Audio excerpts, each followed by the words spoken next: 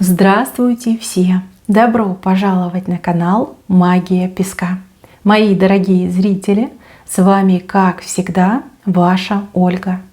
Всех вас сердечно благодарю за то, что вы со мной зашли на мой канал, смотрите это видео, за вашу невероятную теплую поддержку в комментариях, лайками, за вашу помощь, мои хорошие. Земной вам поклон! Сегодня у нас будет отсыпочка на такую тему. Что случится в ближайшие 48 часов? Загадайте, пожалуйста, на себя и давайте вместе посмотрим. Я прошу высшие силы дать мне возможность ответить на все ваши вопросы и послать для вас только самую важную, нужную и полезную информацию. Высшие силы вводят моими руками.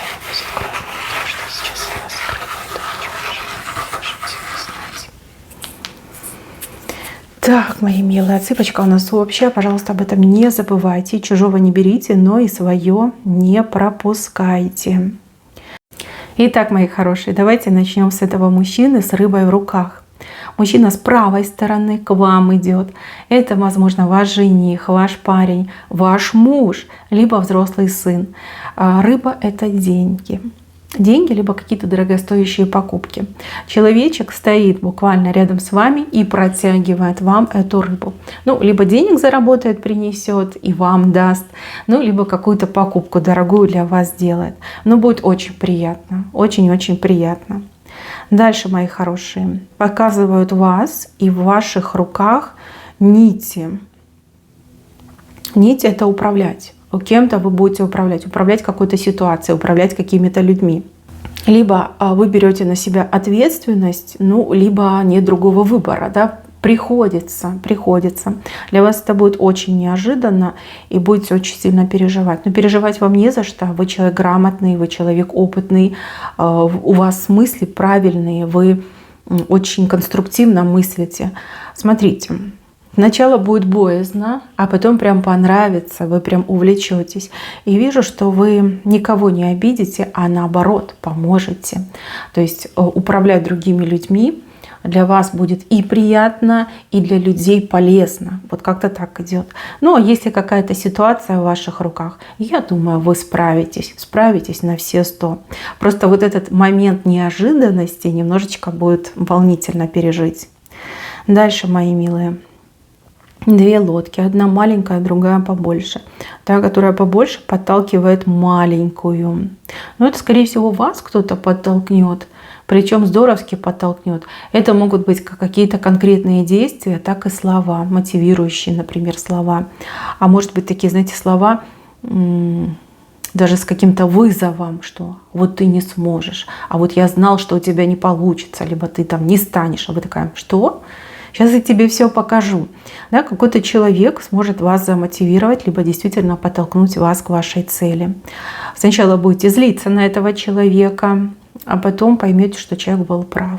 И без этого толчка, без этого подталкивания, возможно, ничего бы и не получилось. Так, еще над вами летает огромная птица. У нее большое тело и короткие крылья. Но это что-то связано, скорее всего, с бюрократическими моментами, там справки, документы, может быть, какие-то разрешения, лицензии. Птица, тяжелая птица. Здесь придется постараться, у кого-то отыграется, что даже и деньги придется платить. Ну ничего, летает, значит, все хорошо будет. А то, что она тяжелая, ерунда, разберетесь. Так, острый момент с кем-то посторонним, с кем-то, кого вы не знаете. То есть либо человек как-то себя безобразно будет вести, либо, ну, может быть, какая-то суета, неразбериха, там, случайность. Вижу, что острый момент, и человек попытается максимально сгладить конфликт, либо не допустить, чтобы конфликт состоялся. А вы будете, скорее всего, не в духе, ну, либо вас действительно выведет из себя эта острая ситуация. Да, может быть, кто-то припаркуется на вашем месте, либо кто-то вперед вас там полезет в очереди, либо может, в транспорт начнет заходить, прежде чем вы вышли. Вот, острый момент. Но человек сразу такой: извините, пардон, там, простите. И как-то ретируется очень быстро. Не успеете вы высказать свое фи, как человек все уже как уладит. Вы, кстати, об этом долго будете думать, кому-то еще будете рассказывать. Дальше, мои хорошие, важный разговор. У кого-то личного характера, вот, глаза в глаза, а у кого-то, возможно, в телефонном режиме. Состоится разговор. Разговор, если честно, тяжелый, либо тяжело пойдет. Может быть, какой-то упрямый собеседник, может быть, вы будете упрямиться. Здесь очень-очень все медленно будет, как раскачиваться. И разговор не просто тяжелый, он еще и утомительный. Почему-то вот поговорите, и будет такое впечатление, что вы там силы потеряли, килограммы потеряли, что вы как будто бы вагон разгрузили. Вот такое ощущение. Но разговор в правой стороне, значит, для вас нужный, либо важный, либо полезный. Но очень тяжелый, очень долгий. Да. А вот здесь четко показано, что вы будете своего добиваться. Это будет очень нелегко, но даже вижу, что вам придется немножко там через себя переступить, да, может быть, немножко быть навязчивым, навязчивой, может быть, даже немножко человека там прям потеребонькать, да, о себе напомнить, либо еще раз о себе заявить. Сложненько, но вы прорветесь. Вы знаете, вот ваша, не буду говорить упрямость, скорее упорство, да, даст вам положительный результат. Хоть и не в своей тарелке будете себя чувствовать, но результат того стоит. Где-то вы за что-то зацепитесь, либо с кем-то о чем-то договоритесь, либо что-то застолбите, да, вот как-то так идет. Вы все разные, у каждого свои задачи, у каждого свои ситуации. Так, здесь у меня человек плохо себя чувствует, но игнорирует проблемы со здоровьем. Прям игнорирует и все. Типа я занят, мне некогда, да у меня ничего не болит, да я там обезбола выпью и все пройдет. Да? Но вот человек собой не занимается. И если это вы, ай-яй-яй, могу вас предупредить. Знаете, если так игнорировать и скипать свои проблемы, то можно и до хроники дойти. Да? Не дай бог, конечно. Собой надо заниматься, и поймите, просто так болеть не будет. Боль, болевые ощущения — это сигналы, которые подают больные органы, либо организм в целом. Да? Вот неполадка, что-то сломалось, что-то вышло из строя, что-то неправильно работает. Да? Обрати внимание, иди к специалисту, иди проверься, иди полечись. Ну, а если кто-то рядом с вами, то здесь придется вам выступить в роли учителя-воспитателя и человека просто вот в охапку взять и тащить хоть волоком к специалисту на прием, например, к терапевту, ну, хотя бы к терапевту. Вот. Человек прям такой: нет, у меня работа, у меня ничего не болит, со мной все хорошо. Игнорировать проблемы со здоровьем, ну, поверьте, это прям совсем неблагоразумно. Так, чуть выше. А здесь дурной человек вокруг себя собирает последователей, таких же дурных людей. Вы либо увидите, либо вам об этом скажут. Значит, мои хорошие, знаете, что все дурные помыслы ничем хорошим не заканчиваются, прежде всего для тех, кто эти помыслы рождает в своей голове. Те люди, которые соберутся рядом, даже если вы их считали нормальными, по итогу все-таки не очень нормальные. Да, потому что нормальный человек никогда на дурное дело не клюнет, не пойдет, слушать не станет дурные слова. Вот, кто там есть, кто там будет в этом кругу, все эти люди, они неблагоприятные для вас. И вам нужно сделать правильные выводы и держаться от этих людей подальше. А лучше вообще никаких дел не иметь. Да, будут шушукаться, да, будут что-то затевать, но я не вижу действий. Это так, знаете как, собрались потрепаться. Вот. Но будут говорить о вас. Будут говорить о вас и будут говорить всякие разные нехорошие вещи. Вот. Но пока это только разговоры. И еще на ваших глазах какой-то человек поведет себя как настоящий трус. Трус испугается, спрячется, либо у человека вообще паническая атака случится. Вы будете разочарованы в этом человеке, особенно если это мужчина. Прям совсем скажете: фу-фу-фу, фу-фу-фу, а я-то думала, а ты фу-фу-фу. Да? Смотрите, не спешите осуждать, все люди разные, возможно, у человека детская травма. И даже человек может быть большой, сильный, там, накачанный, раскачанный, но при этом детские травмы никто не отменял, да, они не пролеченные. Вот. Не спешите осуждать, а лучше, если есть возможность, помогите. Помогите и поддержите. Поверьте, вам это воздастся.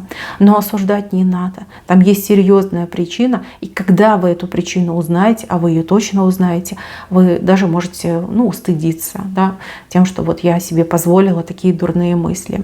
Здесь человека действительно нужно пожалеть. У человека серьезная травма, причем детская травма. Здесь это четко показано. Вот. Каким бы ни был сильный, там, видный, там, 2-метровый, 3-метровый человек, детские травмы никто не отменял. Их нужно все-таки лечить. Причем лечить никогда не поздно. Дайте ему подсказку, либо ей подсказку дайте, да, что нужно обратиться там, к психологу, либо к психотерапевту, что нельзя так жить, и нужно с этим бороться, нужно это все исправлять. Ну, прямо увидите страх в глазах человека. Смятение, страх, испуг. Да. Не осуждайте, пожалуйста. Дальше, мои хорошие, вижу, что вы как залипнете. Куда-то вы смотрите и залипаете. Телефон, компьютер, телевизор. Может быть, у окна залипнете, да, у вас что-то интересненькое за окном будет происходить. Слушайте, вы время столько потратите. Потом переживать будете. Либо себя ругать за то, что вот я так залипла там, в ТикТоке, либо на том же Ютубе. Ой, конечно, да, интересно, и когда тебе интересно, ты время не замечаешь, но вот старайтесь, может быть, какие-то себе там будильнички заводить, напоминалочки ставить, чтобы вы там успели и покушать, приготовить, и своими делами позаниматься. Да, прям вижу, что залипнете, а потом прям обидно будет, что столько времени зря потратили. Дальше вижу лестницу и попытка до чего-то добраться, да, вскарабкаться на этой лестнице и до чего-то дотянуться.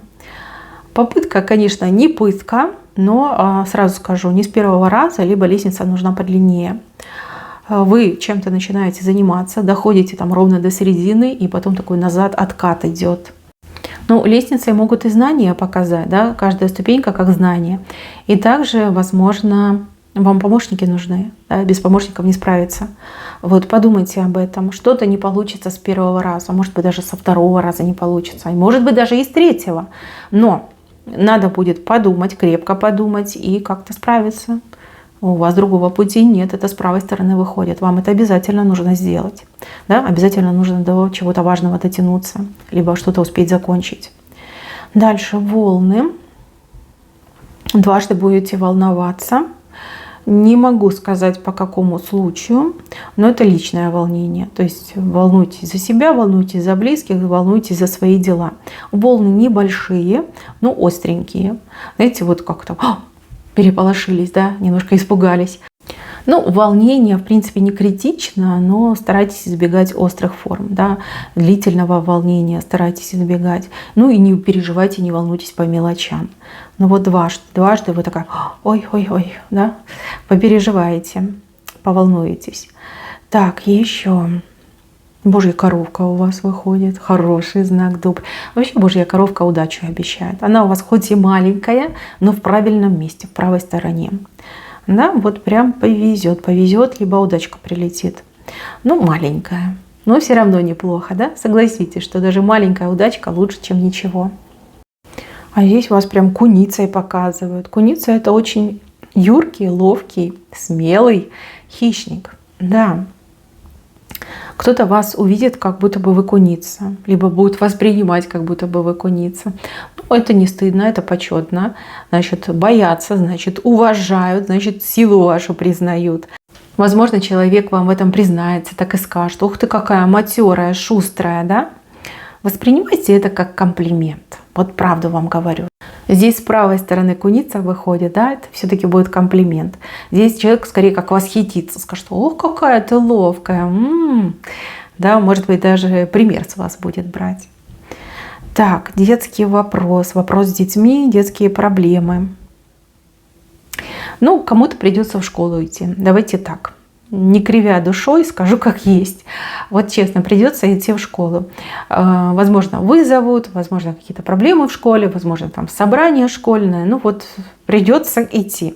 Нехотя, с переживанием, с опасением, да, пойдете в школу. Ну ничего плохого я не вижу. Либо вам придется посвятить время для того, чтобы там ребенка устроить, может быть, какую-то секцию, либо на дополнительные занятия, может быть, куда-то записать, зарегистрировать. Вижу, что вам времени катастрофически будет не хватать, либо желания будет не очень много, но тем не менее будете этим заниматься. Будете исследовать, почему ребенок такой маленький, почему сам все не делает. Да, либо почему я, пусть отец делает. Ничего, ничего, сделаете. Так, здесь у меня человек решил вас удивить, но вместо удивления будет много смеха. Может быть, человек решил там блеснуть, там, мускулами поиграть, либо показать, какой он там сильный, смелый, активный, яркий, красивый в конце концов. И смотрите, хотел показаться в лучшем виде, а получится как всегда. Как-то простоволосится этот человек, либо будет очень смешно, может быть, какой-то неудачный экшен, да, ой, смеяться будете, ой, смеяться. Тут прямо живот будет от смеха болеть, и глаза будут мокрые от слез. Ну вот смех, понимаете, прям смеяться будете, от души посмеетесь. Да, человек хотел блеснуть собой, а получается, ну не буду говорить опозориться, но будет в смешном свете. Может быть, как-то неловко себя поведет, либо там переборщит. В общем, смеяться будете, долго еще будете вспоминать. И каждый раз, когда будете это вспоминать, будете прям смеяться. Да, смешно, улыбка, прям улыбка играет только так. Птица мелкая, но шустрая, что-то быстро. Быстрый ответ, быстрое письмо, ну, либо какое-то даже, может быть, экстренное оповещение. Что-то очень быстро произойдет. Мелкая птица очень быстро летит. Вы даже ее не ждали, либо там надеялись, думали там через пару денечков, там через пару часочков, тут как-то быстро все случится. Ну, быстро, значит, хорошо. Быстро получите ответ, либо быстро узнаете информацию. Так, здесь у меня какая-то женщина больной прикидывается. Именно прикидывается, именно симулирует. Значит, мои хорошие, тут попытка вас как разжалобить, попытка свою работу, свои задачи на вас переложить. Ну и желание вами попользоваться. Что тут скажешь? Женщина явно старше вас по возрасту. И вы прям будете видеть, что она обманывает, но, знаете, как не пойман, не вор, да, доказать не сможете. Такие неприятные моменты вас ждут, но что поделаешь. То ли начальница эта женщина, то ли коллега уважаемая, заслуженная, то ли соседка, вроде как деваться некуда, вместе рядом живете, то ли, может быть, и родственница, да. Тут прям совсем тогда поганенько все выглядит. Ну, я думаю, вам не привыкать, либо это не первая ситуация, раз вы уже видите. Вот. Ну, придется ее уважить, придется за нее что-то сделать, либо для нее что-то сделать. Так, еще встреча. Случайная встреча с приятными последствиями, с благоприятными последствиями. Смотрите. Ну, вплоть до того, что вы кого-то хотели увидеть, либо вам кто-то был нужен позарез, и вы случайно там вышли в булочную, либо, не знаю, там куда-нибудь на работу пошли, и тут раз и встречаете этих людей, либо этого человека.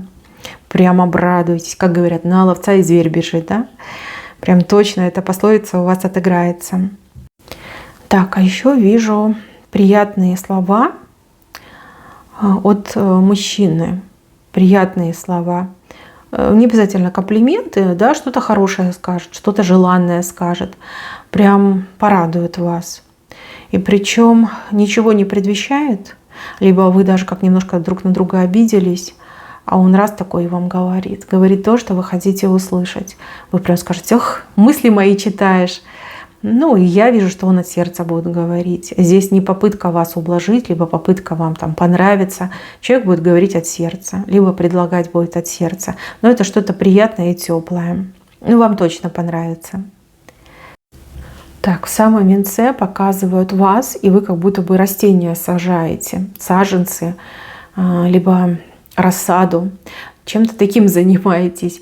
Не знаю, сажают ли рассаду сейчас, может быть, какие-то зимние, либо ранневесенние культуры. Но кто будет сажать, прекрасно справитесь со своей задачей, и у вас все получится гораздо легче и быстрее, чем вы, например, рассчитывали. Ну а если вы никак не связаны с посадкой растений, то здесь вы будете заниматься очень хорошей, благородной работой. Работа, которая сразу же и окупится, либо окупится в самом ближайшем времени. Так, мои милые, на этом все. Берегите себя. Всем спасибо за внимание. Всем пока-пока.